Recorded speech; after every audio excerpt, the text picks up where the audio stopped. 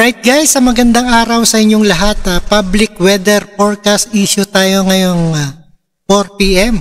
At ito ang kung uulan ba bukas at ng DOST Pag-asa Weather Forecast by Chinel Dominguez, at panoorin po natin at kung ano ang update at para alam natin guys. Ayan.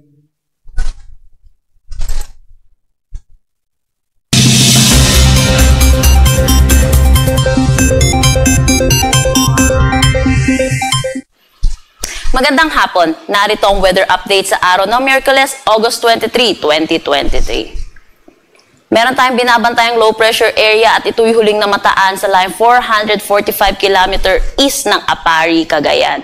Dulot ng trough nitong low pressure area, asahan natin na magiging maulap ang panahon dito sa Cordillera Administrative Region at Cagayan Valley. Samantala, southwest monsoon pa rin na nakakaapekto sa malaking bahagi ng ating bansa, kaya't asahan natin na magiging maulap ang panahon dito sa Bicol Region, Mimaropa, Visayas, Zamboanga Peninsula at Bangsamoro. Dito naman sa Metro Manila at nalalabing bahagi ng ating bansa, asahan natin na magiging maaliwalas ang panahon, pero may mga tsansa pa rin ng localized thunderstorm sa hapon at sa gabi. Itong LPA ay hindi natin inaalis ang posibilidad na maging isang ganap na bagyo within the next 24 hours at ito'y papangalanan nating Goring. Dako naman tayo sa magiging panahon natin bukas dito sa Luzon. Ang Calayan Islands, Puerto Princesa at Legazpi, asahan natin na magiging maulap ang kanilang panahon dulot ng southwest monsoon. Dito naman sa Tuguegarao, magiging maulap din ang kanilang panahon dulot naman ng trough ng low pressure area. Para naman sa nalalabing bahagi ng Luzon, asahan natin na magiging maaliwalas ang kanilang panahon pero hindi mawawala ang mga tsansa ng localized thunderstorm sa hapon at sa gabi. Dito sa Metro Manila, maglalaro ang temperatura between 25 to 32 degrees Celsius, Lawag 25 to 33, Tuguegarao 25 to 35 degrees Celsius, Baguio 17 to 23 degrees Celsius. Sa Tagaytay, 23 to 30, Legazpi 25 to 31. Sa Calayan Islands, asahan natin ang kanilang temperatura ay maglalaro between 25 to 32 degrees Celsius. Para naman sa magiging panahon natin bukas dito sa Visayas at Mindanao, itong western sections ng Visayas ay makakaranas sila ng maulap na panahon dulot pa rin ng southwest monsoon. Samantala sa nalalabing bahagi ay makakaranas naman sila ng maaliwalas ng panahon pero hindi mawawala ang mga tsansa ng localized thunderstorm sa hapon at sa gabi.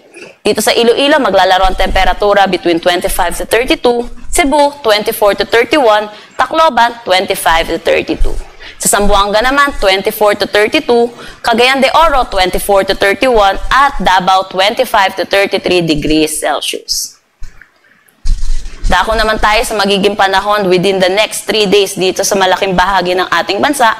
Dito sa Metro Manila, Baguio City, Legazpi City, Metro Cebu at Metro Davao, asahan this Friday na magiging maaliwalas ang panahon. Pero pagdating ng Saturday, dito dulot ng combined effect ng southwest monsoon at trough ng low pressure area, makakaranas ang Metro Manila na maulap na panahon. Samantala dito sa Legazpi, asahan din natin na magiging maulap ang kanilang panahon, dulot pa rin ng habagat.